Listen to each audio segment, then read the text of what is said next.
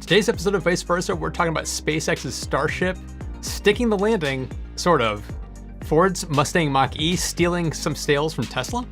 Swappable EV batteries, the Hyundai IONIQ 5 possibly taking the fast-charging crown, and more. As usual, I'm joined by the benevolent and magnanimous Ricky Roy. How you doing, Ricky? You did go back to that. I was wondering if you would go back to that. Yeah. Back by popular demand, by the way. That's I'm doing right. great. I'm doing great. Don't have a video yet this week. We're thinking we're going to do a video on the solar glass roof, which I'm thinking for Saturday or Sunday. How about you? What'd you do this week?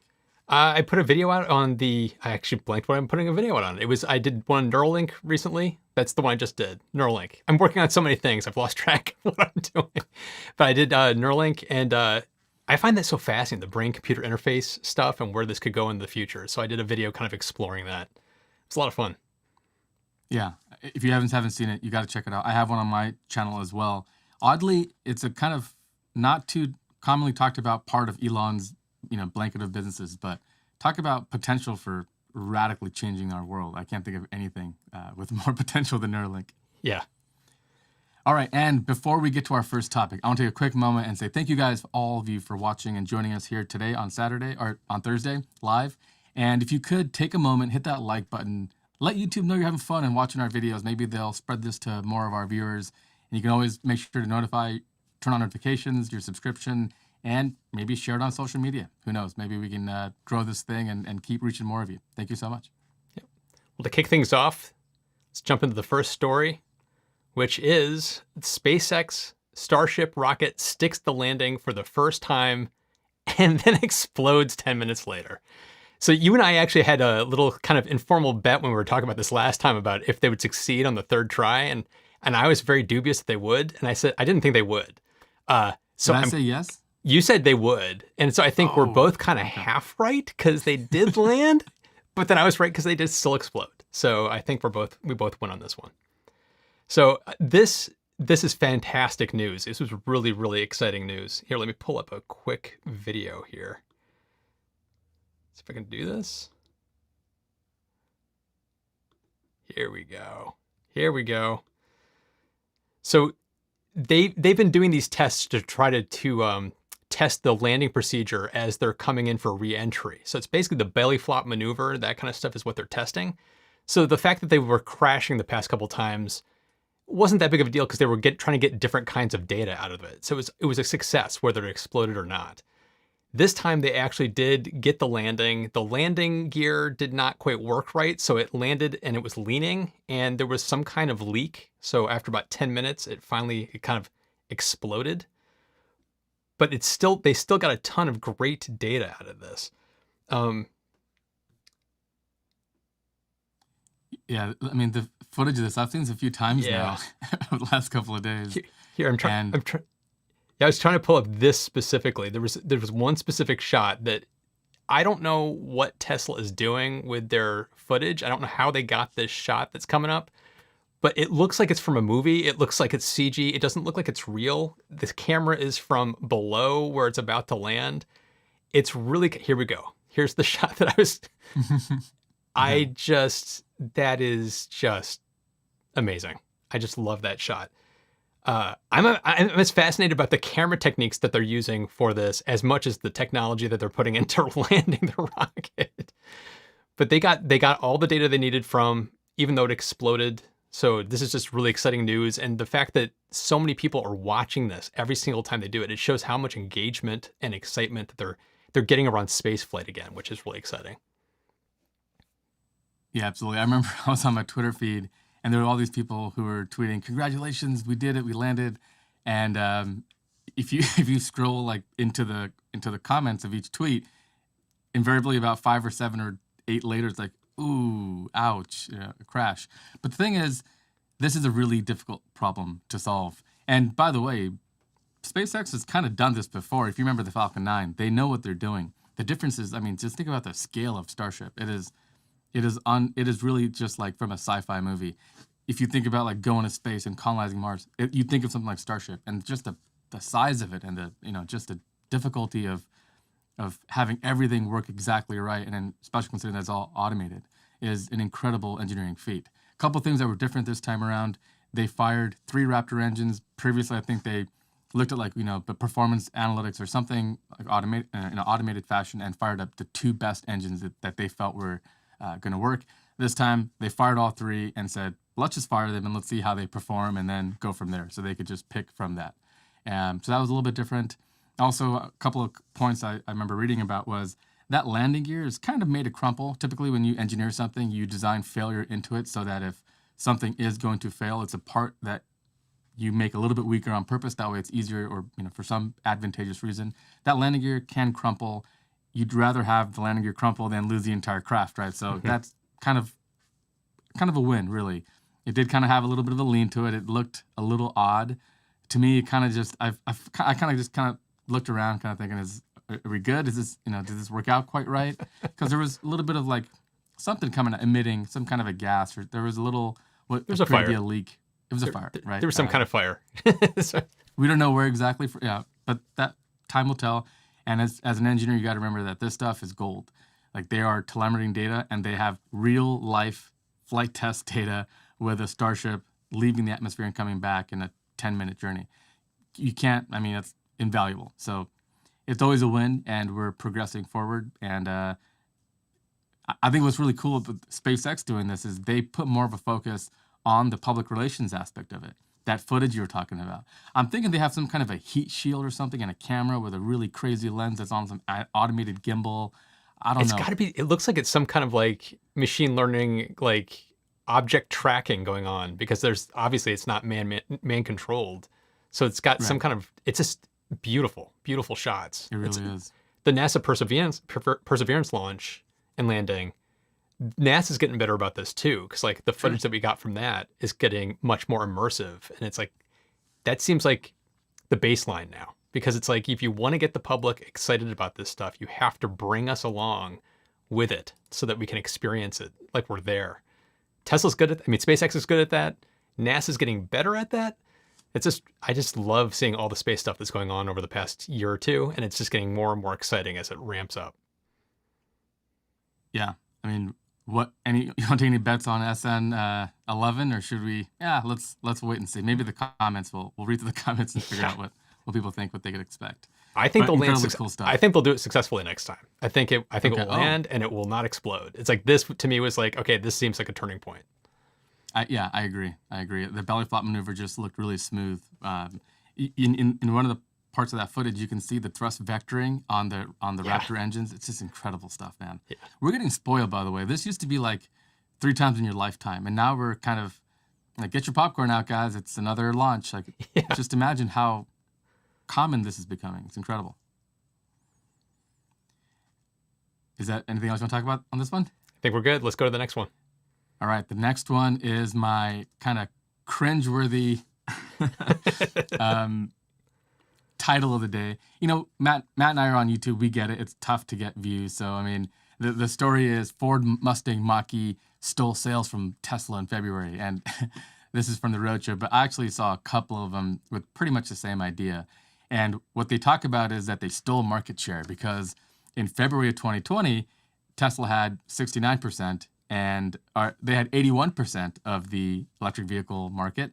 And now, a year later, in February 2021, that number has plummeted to a measly 69%. Oh, jeez. I would challenge you to find any company that has that dominant a market position in any industry. There probably aren't any examples of that. But yes, Ford is selling, which is a great thing. We talked about this, I think, last week. Look at this thing. It's a beautiful car. We talked about how I kind of felt that in terms of like architecture, maybe Ford was not doing as much as GM, but what they hit out of the park was designing a car that was highly desirable. When I was driving around in this car, people paid attention. I was getting waved at, and it was a point of pride. People were really excited about the car, which maybe I think GM hasn't quite captured yet. That might change coming up, and I hope it does.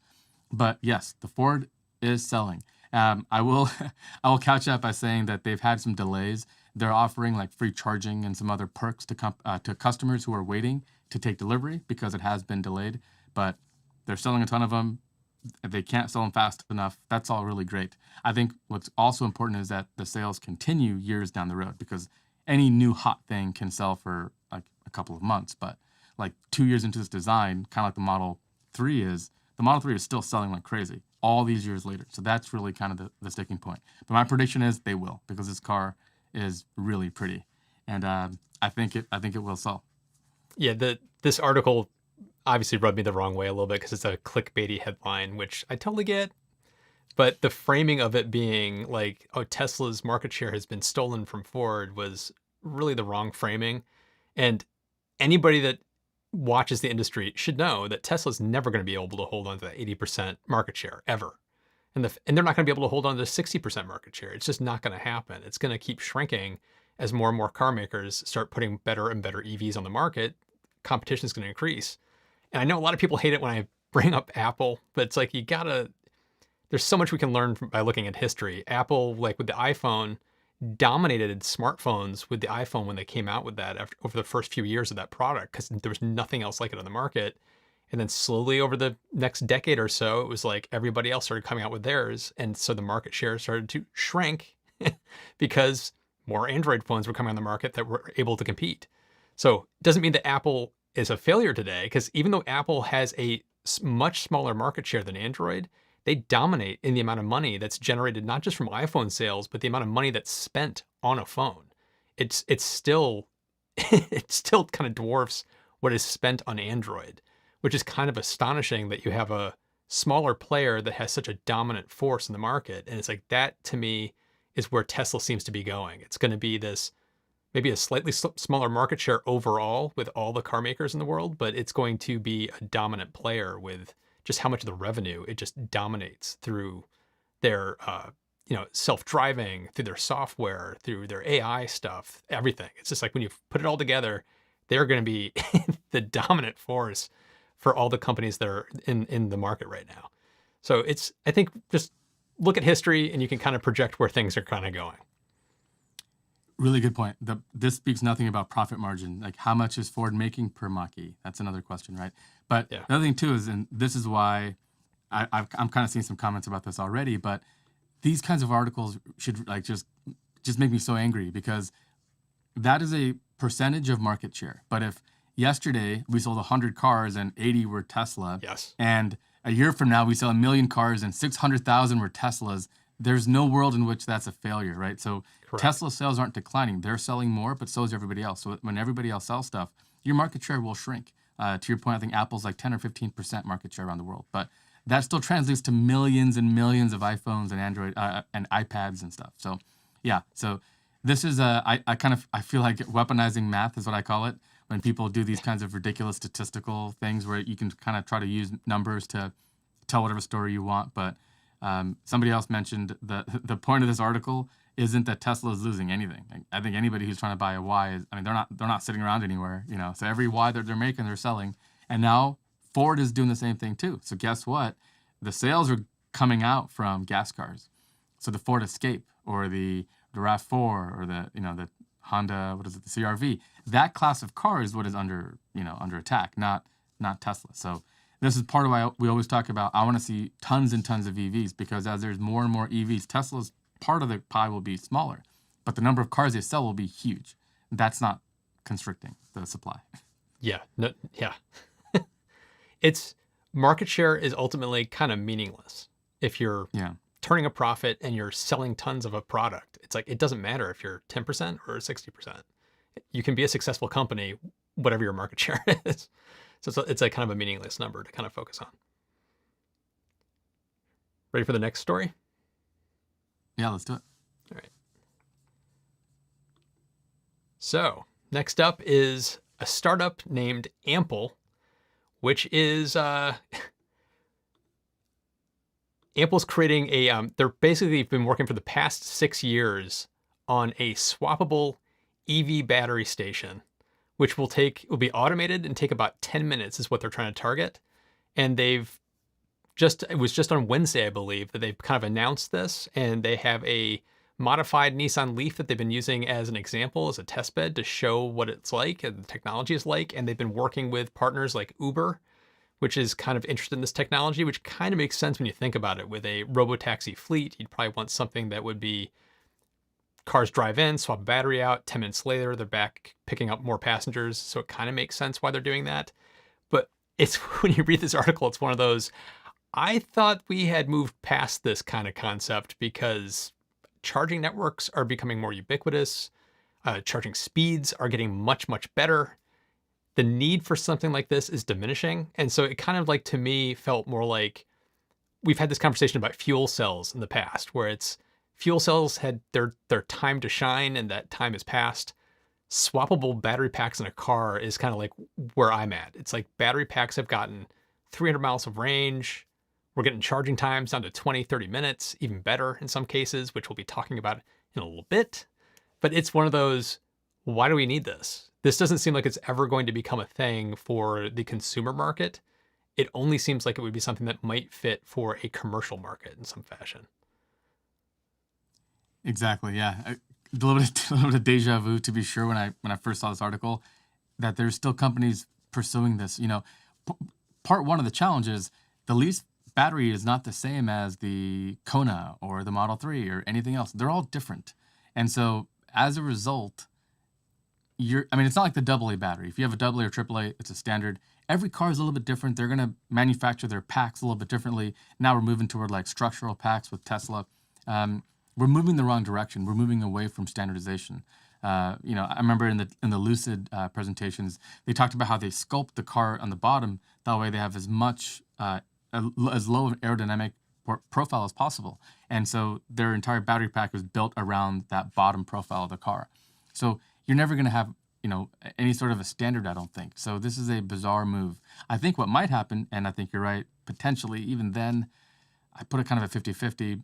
Commercial use, if you have a big truck, you'd have to have tons and tons of batteries to have any kind of range. But what if you could just do part of your route, come back, swap a battery, and go back out there? And maybe in that kind of an aspect for commercial trucks, you could standardize the modules and make it all, like, no matter, even if you're doing the Rivian parcel truck or your Arrival or Lion or whoever you are, maybe if they could all get together and agree on a pack standard, this might potentially take off. But it seems to fly in the face of where we're headed in terms of all this breakthrough technology and batteries, in terms of charging and everything else, like you mentioned. So kind of feels like they're on the wrong side of this one. I don't know.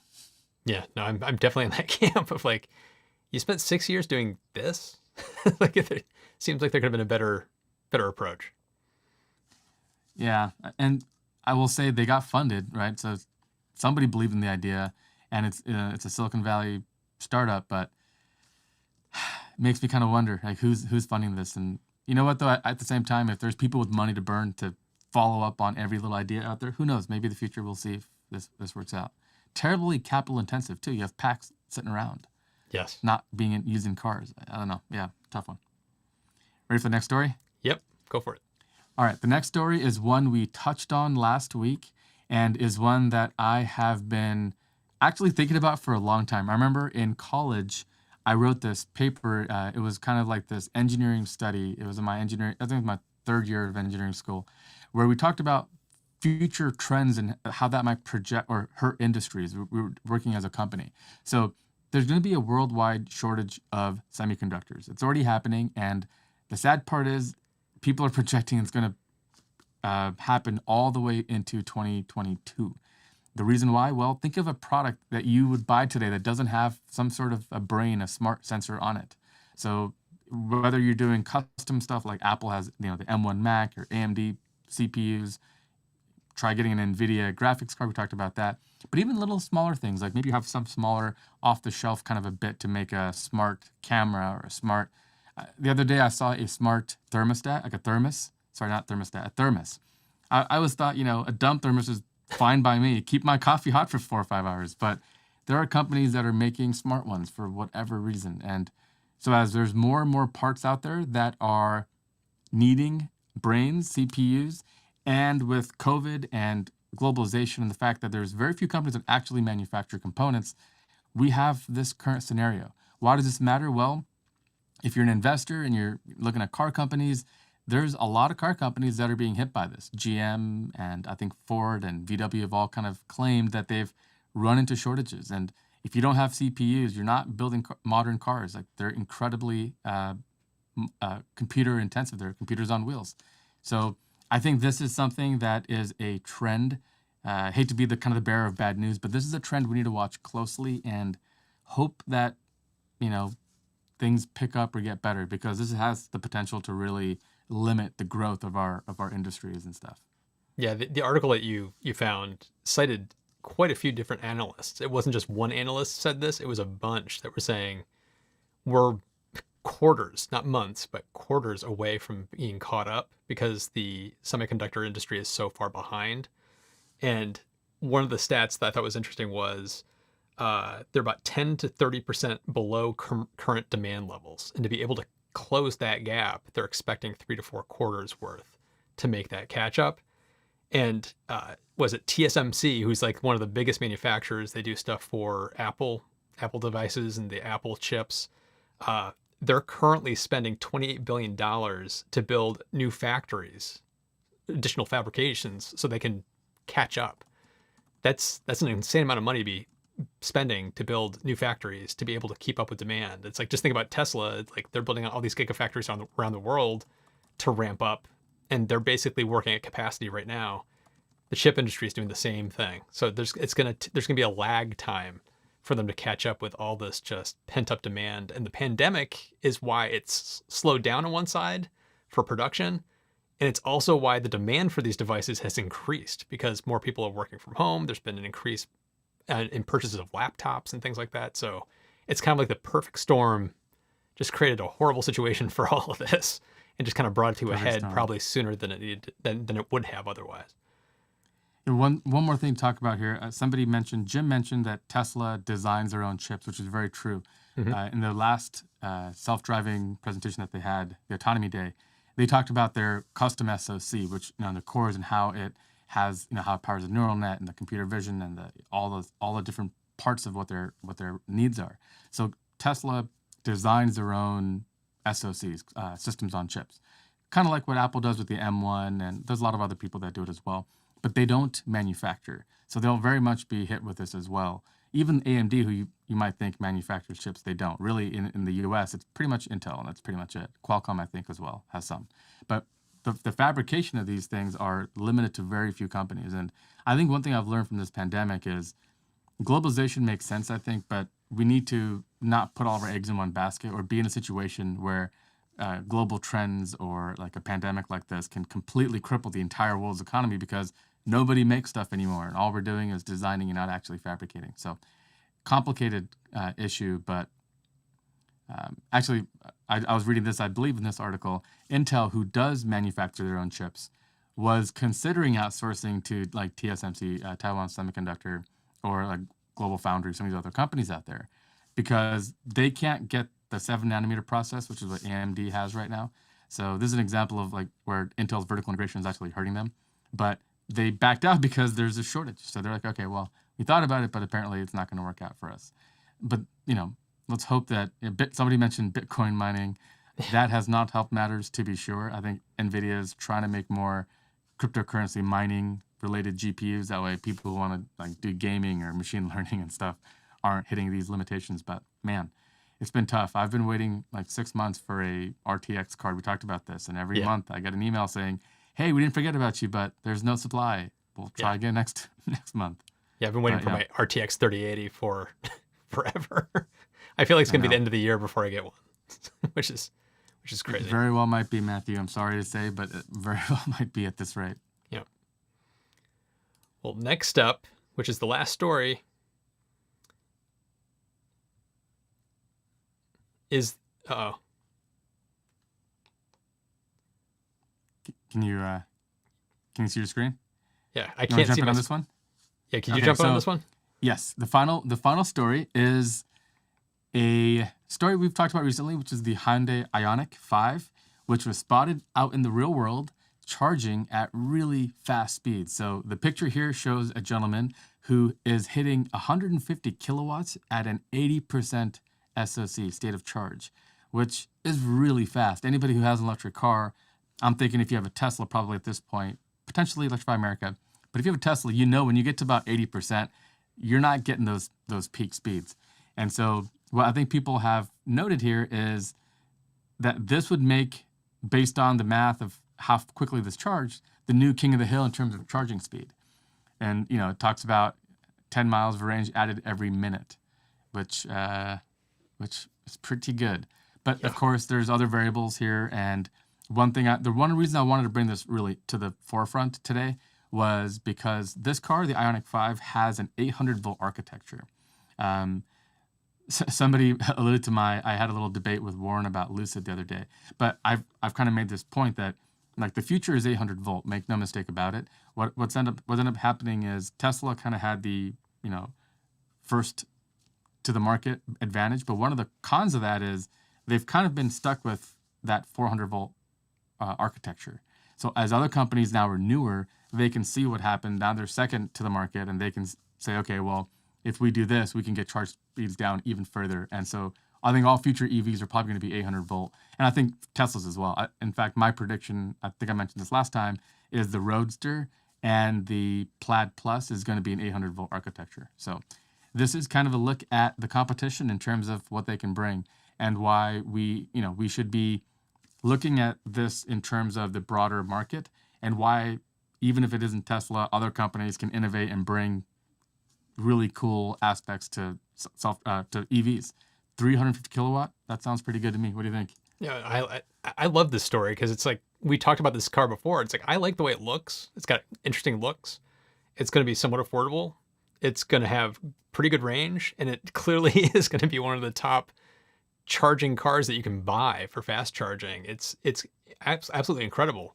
It's the 1-2 punch that you need in an EV to really get mass adoption, which is having the range to address range anxiety, which is also compounded by people not wanting to stop and charge for an hour.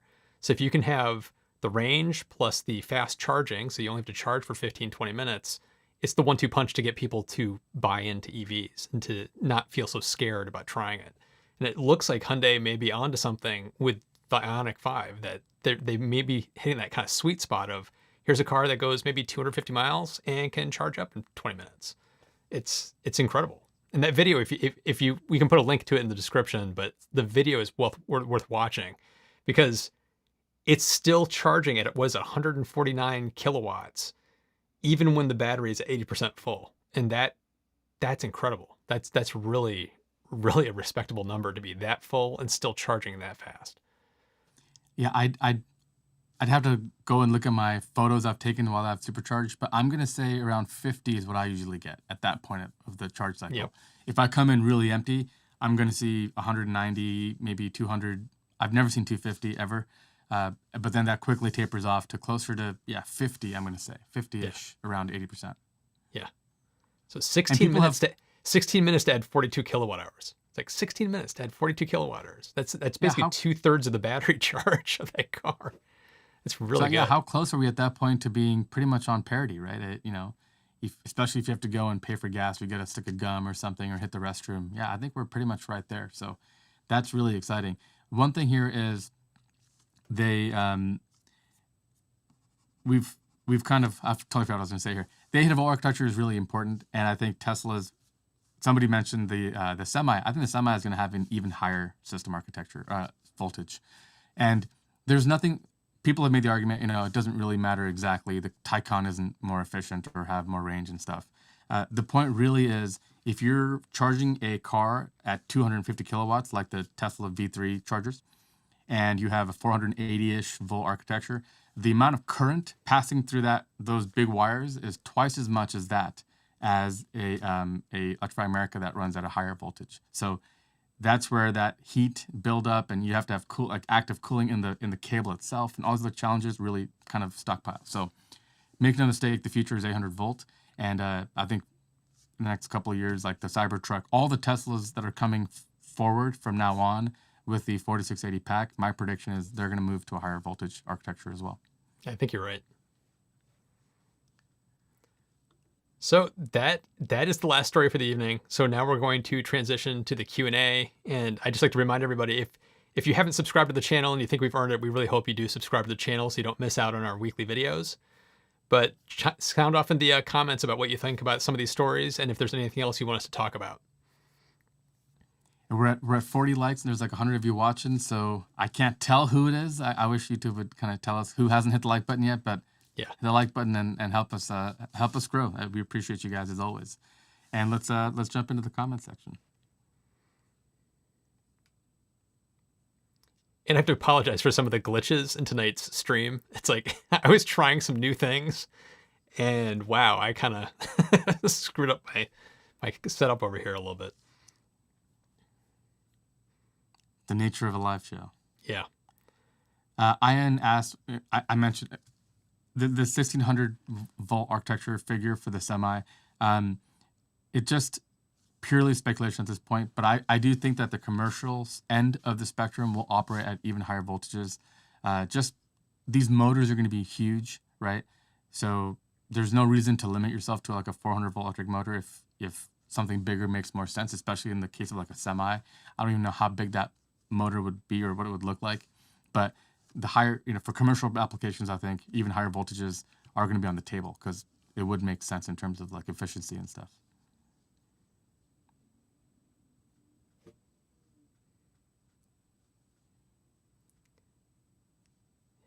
James Paul complimented us on our shirts tonight because we're coordinated. Are we? We're both kind of gray and black. Okay.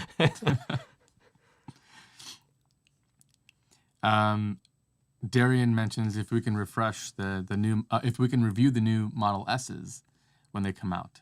I will. As soon as a plaid Model S is on Turo, I'll rent it and review it. And the pluses will be later in the year, but yeah, we'll get to there. Oh, thanks for the super chat, Hugh. He asks you about the Aptera. I really like the Aptera. If you guys ever followed the Elio Motors car, as an engineer, I've always thought it's kind of cool to rethink little ways of getting more efficient. The Elio Motors car promised about 80 miles per gallon on the highway, and that's pretty much like 3 times as good as the average gas car. So really, the Aptera, the way I look at it is the aero and the frontal area and all the benefits that they've made, the lower weight and all that, really is about 3x as well. So whatever you're used to in like your Model 3, figure 3 times the range. So if I got 300 miles of range in my Model 3, we're talking 900, 1,000. That's roughly just back of the math calculations where the Aptera is. It's a really cool concept. If the price is right, and I don't know if I've been updated, I don't know if I've kept up with the price on that car, but if the price was right, I think it'd be a super cool way to get around town and just park it on your driveway. And again, if you get 3 times as much range with 1 kilowatt hour, the solar charging might cover your entire use and you might never have to plug it in. Imagine just a car that just is always charged and ready to go. Yeah. Pretty cool. Just want to correct Dan. He says we have the same haircut too, and that is false. My haircut is way different. They're not even like different pages in the barber book when you go get a haircut. But I could see where the mistake could be. Yeah. I got more hair on the side. Yeah, Dustin says the Elio should have gone electric. Exactly. It's a shame what happened that they didn't make it.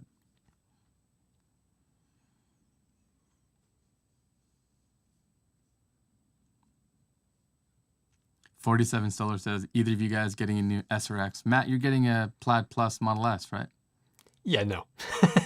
Well, after your Roadster, you drive that Roadster all day. You're gonna hop in your 3, and you're gonna be like, That's right. Yeah, it's no. so slow. No? Okay. No, I have no plans for an S or X. What about you? Any plans on upgrading? I really want a 500-mile range EV. The sticking point at this point is I don't need that performance like the Plaid Plus. I think I would love the performance of it. It's pricey. If I could get 500 miles of range for $80,000 or something like that, I think I'd do it. And the reason is we've just been driving more, and with the pandemic and stuff, and having kids and trying to keep our sanity, I think the road trip, the good old-fashioned American road trip, I think is going to make a big-time comeback. And if I could travel, real world, maybe closer to 400 miles or at higher speeds between charges and stuff, I would just welcome that greatly. But alas, right now, I think probably not. Who knows if enough of you guys hit the like button, and YouTube promotes us enough. Maybe. I don't know. I want a 500-mile EV too. That's kind of for me where I want to get to. And the Roadster is going to have that, but that's not a very practical car for driving 500 miles, which is Right. part of the reason why I'm looking at the Cybertruck, because the Cybertruck is absolutely going to be there. Big, roomy inside. So a couple of Benjamin Barr, who, thank you, Ben, new patron of mine as well. Appreciate you. And Bong Hollywood mentioned, or Greg mentions, we'll have our tri-motor Cybertrucks. I Yep. have a Cybertruck reservation for this reason. For Yep. 70 or 80,000, 500 miles of range. Yeah. Winning That's formula. And talk about the ultimate road trip car. yeah. I'm not a pickup guy. I don't care about having a pickup. It would be nice to have, but it's not like the main reason for me. It was like 500-mile EV, big roomy interior. Count me in. So that's why I did it too. I don't know if I'll actually do it or not, but like it is way too appealing to have a car that's going to be able to do that, or truck that can do that. I'm the same way. I need a truck about twice a year. Usually I'll just go to Home Depot and rent it or ask a friend who stops taking my calls. I mean, I ask him to help me move and suddenly he's Suddenly like, I don't get it. I don't know. It's bizarre. But Dan also mentions the Lucid Air. I think I've told you this before. I love the Lucid Air. I can't fully explain it. I just love that car. And again, I'd rather have the cheaper version, but I'd want the 500 miles of range. So Lucid Air that comes out, Plaid Plus Model S, and the Cybertruck, as far as I'm concerned right now, are the three options you have. And the cheapest by $50,000 right now, I think, is the Cybertruck. Yeah. That's going to be a game changer, man, when it comes out. James Paul, yes. I'll get the Cybertruck to tow my Roadster around. Yes. Must be nice to be the king, Matt.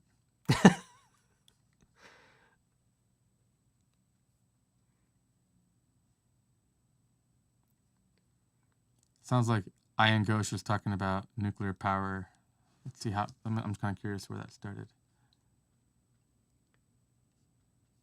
Oh, okay. He says my negative opinion. I don't know that I've spoken negatively about nuclear power. I think we need it for now. I don't think we're at a point in terms of battery storage that we can get away from it. It just comes down to it's a perpetual risk, and in a world of rising oceans and stuff and more extreme weather patterns and stuff, it's just even if if you had a hurricane or something come through a region that's not really built for it, or crazy freezing cold temperatures or any little thing, it could cause potential issues with a plant, and the ramifications if something goes wrong are just can't even imagine, right?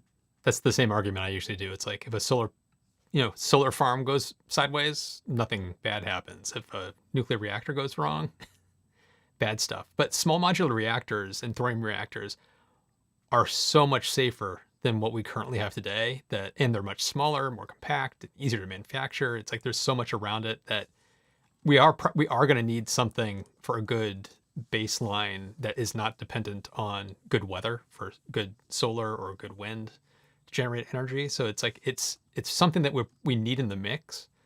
When and where, though, it's highly variable. It depends on the situation. Yeah, good point. Jim Bates says, amazing how clear the air became when everyone was forced off the road. That was kind of my takeaway too.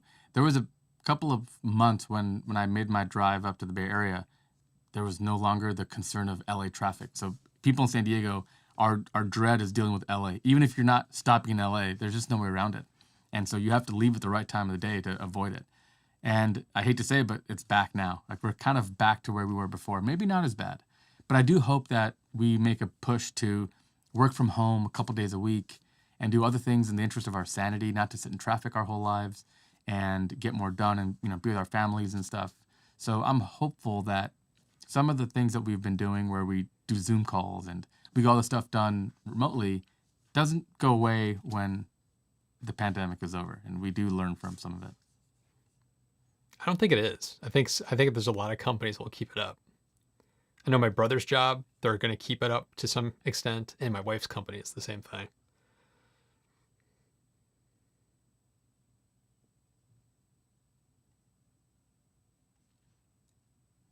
There's some mentions of the stock market. 47 Solar says, how about the stock market? Ouchie. There's a couple of things at play. I think there's been people have had been bitten with speculative things, especially around the areas of like SPACs, special purpose acquisition companies, and then you've got this chip shortage. The rates are kind of going back up and stuff. There's a couple of things that are coming together, kind of another perfect storm. So Tesla's shares are trading around, I think it was like 600 something, which if you have money and you're looking to invest, is a good buying opportunity is the way I look at it. But I'm pretty much committed right now, so I don't really have any other money to, to invest. But if you believe in the companies you're investing in and you hold it long term, it's just a bump in the road. Yep. What does Warren Buffett always say? He says the stock market is the greatest mechanism for transferring wealth from the impatient to the patient. Yeah. It's like I'm a long investor on everything I do. So it's like this kind of stuff. It's like it's just noise in the background. I typically don't pay attention to the Tesla stock going up, down, up, down. It's like, I don't care. It's like I'm in here for years. It's going up. It's maybe down right now, but it's gonna recover. My wife knows how the stock market is doing by how much I talk about it. Like on good days, hey, we're up 3%. I'm all excited. And then for 4 or 5 days, I don't mention the stock market. She goes, interesting. I think I know how the stock market is doing. Tesla's down to 600 after hours. Wow. Yeah, that's pretty sharp fall. Somebody brought up, oh, are you interested in Elon's HVAC? I was at the idea of them doing it. I'd be really curious to see what they're doing, but I actually have videos coming up on things like geothermal heat pumps and things like that. I'm less bullish on them getting into it, considering that there are already technologies that are out there that are pretty incredible, that are already very efficient and really good. And it's like, unless Tesla's bringing something really unique to the mix, I don't know if they're going to be able to make a real dent. We should make a note. Christian Richard has asked, and I think there's somebody else had asked previously about the Kia ES, which potentially is based on that same eGMP platform that Hyundai is working on. But he asked, about how the specs will compare with the IONIQ 5, which already has really good specs, and they're going to be related somehow. The same kind of parent company owns both. It sounds like we need to put that on the board as a point of research for next week. But I'm kind of curious because I haven't really followed much about it. Yeah, me either.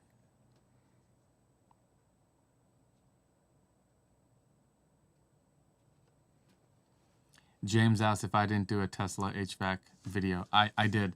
The way I look at it is whenever you have an incumbent player, somebody who's a newcomer to something, compared to the people who've been doing it for a long time, you come with a fresh perspective. If you look at a Tesla interior, that is clearly different than everybody else's interior. I've been in the Mach-E recently, the Bolt, some of these other like Audi e-tron kind of cars. They all, there's varying styles and all that, but they all kind of, these are all like legacy makers. And then there's Tesla with one screen and no knobs, and they clearly come at it with a different perspective. I kind of think that is how they would approach the HVAC system. The problem is, again, I think those are difficult businesses because there's huge labor costs. So even if Tesla's going to do the work or contract it out, kind of like the solar glass roof, which I'm doing a video on soon, it's just it's a tough to scale business. Like you can't just have an automated robotic factory that's shipping out millions of cars and very little has to change. It's more bespoke, each and every one. But I think they'd bring cool ideas to it. I really do.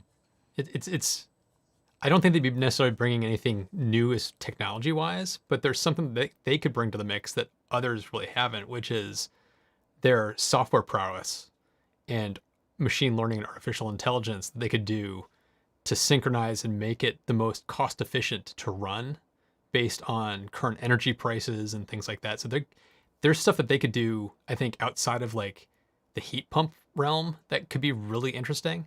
But as far as the actual device, I don't think it's going to be something earth changing. It's going to be kind of standard stuff. Oh, you're muted, Ricky. I'm sorry. Thank you, Asterisk, for the super chat. I believe you joined my Discord server. If not, I believe I sent you an invitation, so hope to see you over there more. But thank you for that super chat. And he says, thank you for turning me on to Mustard's videos. Yeah, I know the guys over there, and incredible channel. Some of the best videos you'll ever see on YouTube, for sure.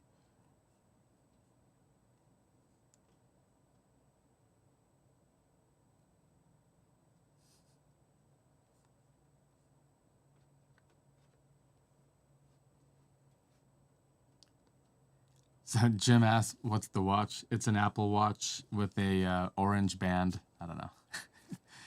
It's funny. I basically just use it as a watch. I have a watch that I have to charge every day. I don't know. I don't know if the notifications work. What's also cool is when you're driving, it does kind of ping you. You have a turn coming up. So if you're not really paying attention and it goes ding, ding, ding, and then you know, okay, let me look up and make sure I can get my exit. So it has some perks, but Yeah, I use mine for when I'm walking my dog for controlling podcasts and skipping and controlling okay. the volume. It's really handy.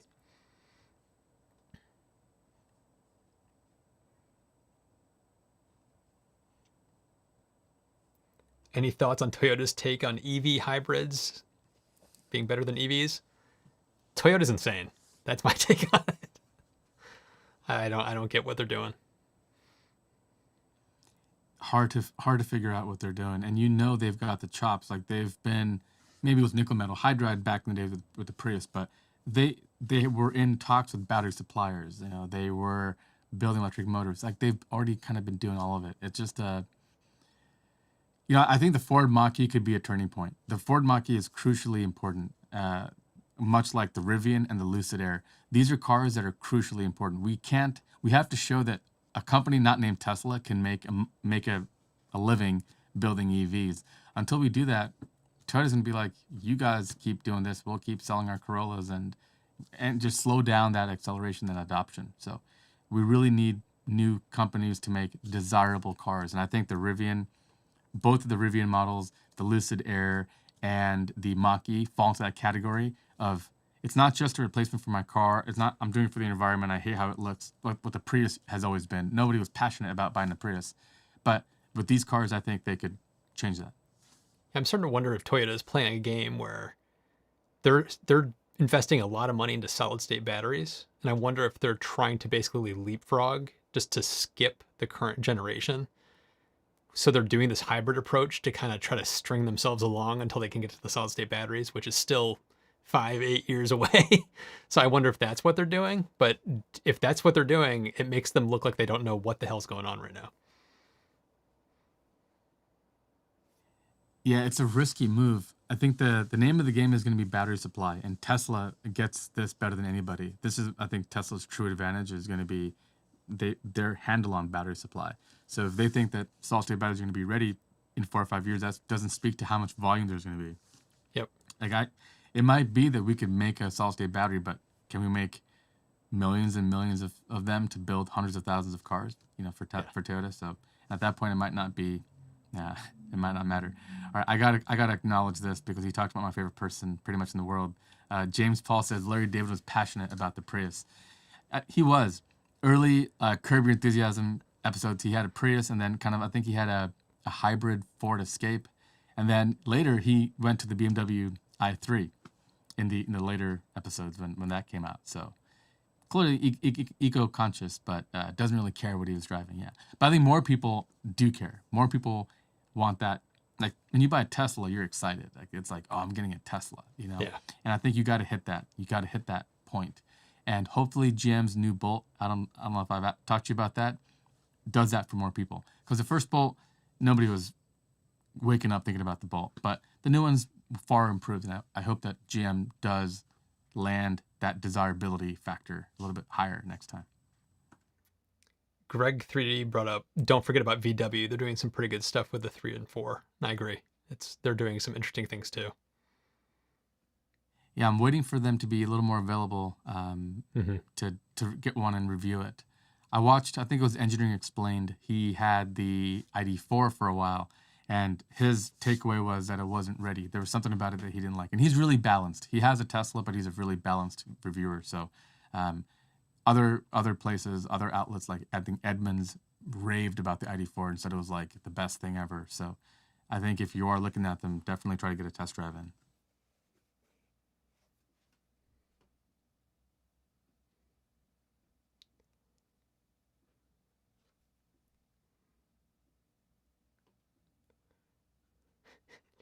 Did the Prius have a broken spring in the passenger seat, Ricky? What is that? What is that? So, James, James, I knew I liked you. He's clearly a Curb Your Enthusiasm fan.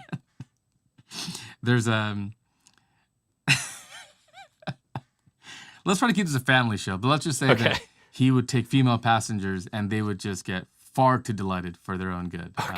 Okay. And it didn't work out especially well for Mr. David. But Yeah, say no more. Say no more.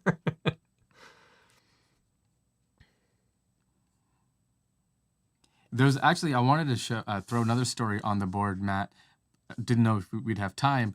There is a city in the North Bay area, like Petaluma area, where Marin County, where they are banning any new gasoline stations. So Wow. they have gas stations now, and you can continue to operate them, but they will no longer allow any new gas stations to pop up. Clearly, this is California being kind of at the edge of this kind of thing, but we're seeing that sentiment change. So we're seeing people really push, hey, install EV chargers. It'll be great for business. People will come to your grocery store instead of theirs. And we're seeing people cut out gas stations. I mean, things are shifting, even if it's, city by city. Do you know if they're doing any kind of incentive to try to make more chargers come in? This particular city, no, it seemed to be more stick than carrot, but Okay. that might vary depending on which city we're talking about. Michael asks, how long does one Powerwall last? How long have Depends you had on. yours for now? I've had mine now for a few months. It's still pretty young. I actually just had my first blackout experience with my Powerwall 2 days ago. We had really high winds, and it knocked the power out for a whopping 5 minutes in my neighborhood. But I was watching TV, and the lights just dimmed briefly and then came bright again. I was like, whipped out my phone. I was like, I bet the power's out, and looked at the thing, and we were running off the battery. I looked out my front window, and it was my neighborhood was completely dark. And I was like, okay, this is epic. I love this. This is great. Yeah, I had a 4 or 5 minute one as well. I remember thinking, it would be the worst thing if it was a little bit longer. I'll go out there with like a hot cup of coffee with my neighbors. Like, oh, so sorry, I didn't know you have power. No, I'm just kidding. I love my neighbors. But it's a cool thing to know that you always have backup power, isn't it? Yeah. What I've been noticing is, with batteries, really the key, it's, a charge cycle isn't a charge cycle. And what I mean by that is if you run the Powerwall down to about 30%, which is what I do, I have my Powerwall power my house from 4 to 9 p.m. That's when I pay a lot of money on electricity. So from 4 to 9 p.m., it charges up and it charges down to like 30% or so. So based on how it's charging and discharging, I'm thinking Petaluma was a city where they banned gas stations. Thank you. 47 Solar. But what I'm thinking is, based on how I'm charging and discharging my Powerwall, I honestly think it'll last even longer than their 10-year warranty that they've established. As for how long, when you say how long does it last, are you asking how long does the battery pack last, or how long does a charge last? How much do you get out of it? If you're talking about how long it will last in like a blackout, for me specifically, it might go for 8 to 12 hours. Just one Powerwall. So it's like, because we can turn off the things we don't need on and extend the life as best we can. So it's was it 13 and a half kilowatt hours? Yeah. So if you can keep your power usage under a kilowatt, you got 13 hours of use out of it. So yeah, exactly. Rui makes a good point. He says the Powerwall lasts theoretically forever, just that it'll continue to diminish the capacity. Yeah. That's a really good point. People say, oh, solar panels last 30 years. Well, no, at 30 years, a solar panel might just be below 80% of what it used to produce. But I actually had a viewer who told me he has panels that are 40-something years old. Mm-hmm. I mean, they're horribly inefficient because they're so old, compared to. But he keeps them because he just wants to kind of get the data. But he says that they're now like 70 or something percent of what they used to do. They're still working. Yeah. So exactly, the Powerwall is going to be kind of similar as well. Exactly.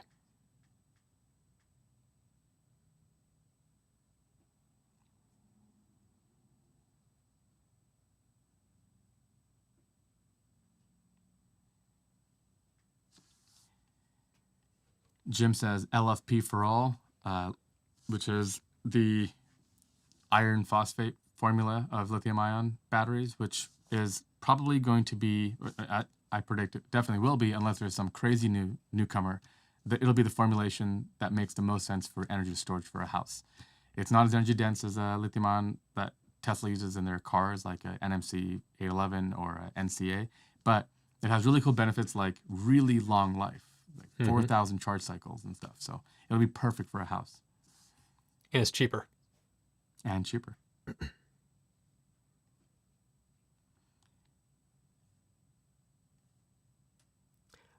Michael said, I saw a YouTuber with 10 power walls. What? What would you possibly need 10 power walls for? What would you possibly need that many for? It makes no sense. I don't know what he did. I need to figure out his recipe to get on like trending or to get more popularity for my channel. But I saw that too last night. I watched that video. What's really cool is he has wind turbines around his property. And just from the wind gusting across the camera from just the microphone, wherever he lived was really, really windy. And he had all these turbines and solar. So he was charging his pack throughout the day. And he had 10 power walls. Maybe he has like a house big enough that needs like 2 air conditioning systems or 3, 5, 8. I don't know. Or he's preparing for the zombie apocalypse where he's expecting to need power for a week at a time. Right. 2 electric vehicles. I mean, that kind of stuff, adds up pretty quick. Yeah, power walls, I think, are the product of the year. And I do hope that Tesla is building them faster. But the lead times, from what I've been hearing, are still a couple of months out. But they are possibly improving, especially if you couple it with solar, or especially if you get a solar glass roof. I think you'll be in the front of the line for that.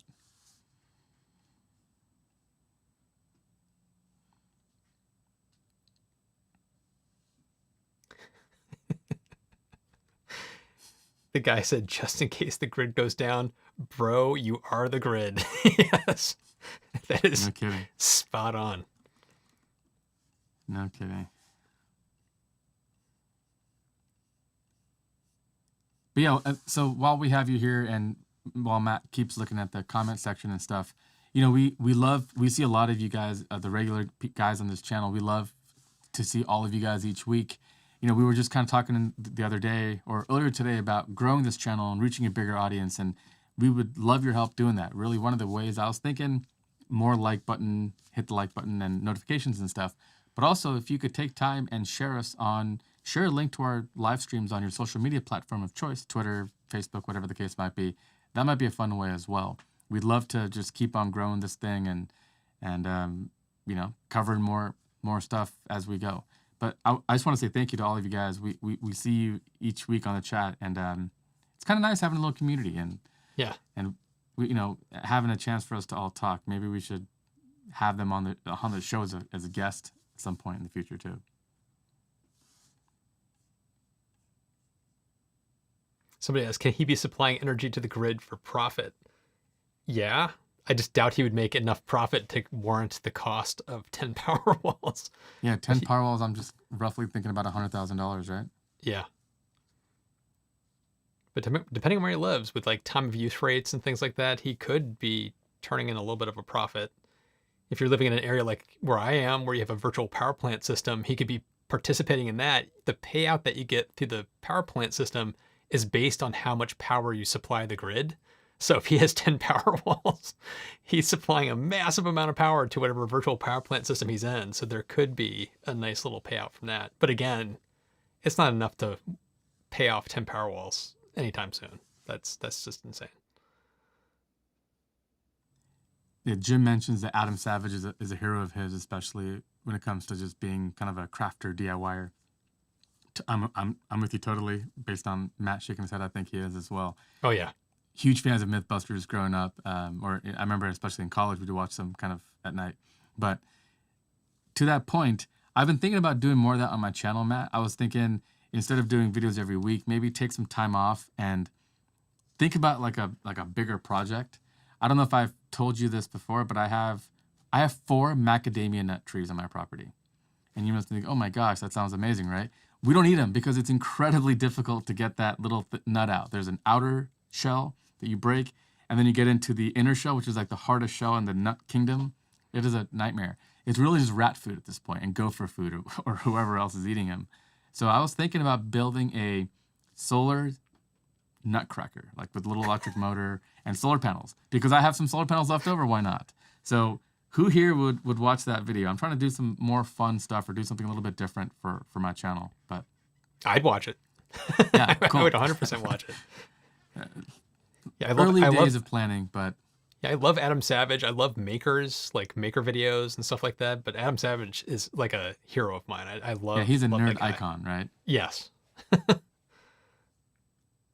Absolutely. You need to build that. You really do. It'll be fun. I'm telling you, man. We could be eating macadamia nuts every day. There's like thousands of them just You could sell waiting them. for rats to come by. Yeah, I know. It's just that labor intensive. Yeah, I should. I'm in for the solar nutcracker. All right, there we go. That video will at least get 4 views, so I'm going to make it. Here come the YouTube bucks now. Woo! James says only in Hawaii. Yeah, I know. I thought so too, but San Diego has similar weather. I mean, it gets a little bit colder, but it never freezes, and yeah, I know.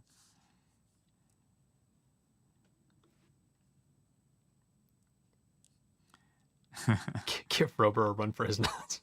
I was watching a Mark Rober video when I came up with this idea. You know, I'm an engineer. I feel like I'm not using those skills very much anymore. And if that could be the reason why I get more views on YouTube, what the heck? Why not, right? So that's kind of what I was thinking.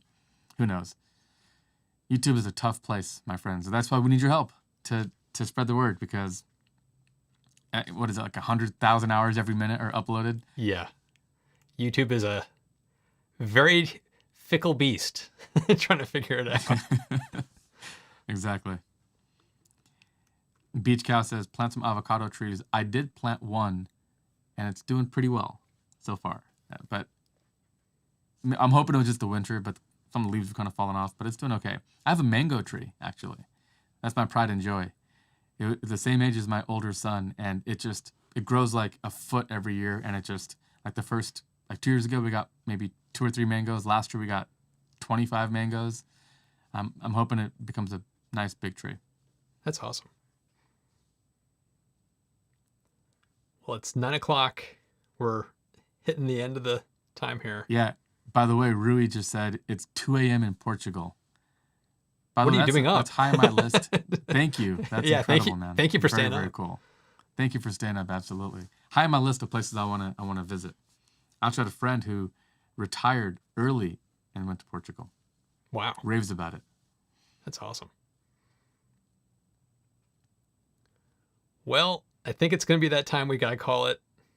Sorry to say goodnight, but Don't forget about the podcast as well. Matt does great work also making this a podcast. If that's more your flavor, we've got that. Otherwise, every Thursday, same time. same time every week, 8 p.m. Eastern, 5 p.m. Pacific. Be sure to hit that subscribe button and hit that like button and the bell so that you don't miss out on future All the videos bells. when we release it. Hit all the bells. And if you could drop a review for the podcast on whatever platform you're using, that would be really helpful. It does help the podcast. And thanks again to everyone. We'll see you in the next one. Yeah.